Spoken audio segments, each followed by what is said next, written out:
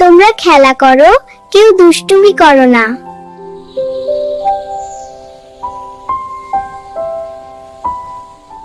মাম্মা, মামাকে তোমরা খেলতে নে। ও ফুলপরি এসেছো, খেলো আমাদের সাথে।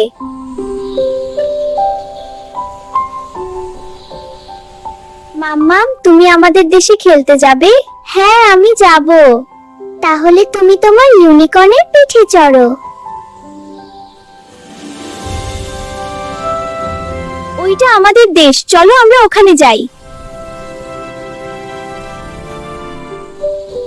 তুমি মাম্মামকে নিয়ে এসেছো, আমরা খুব খুশি হয়েছি। তোমাদের দেখে আমিও খুব খুশি হয়েছি।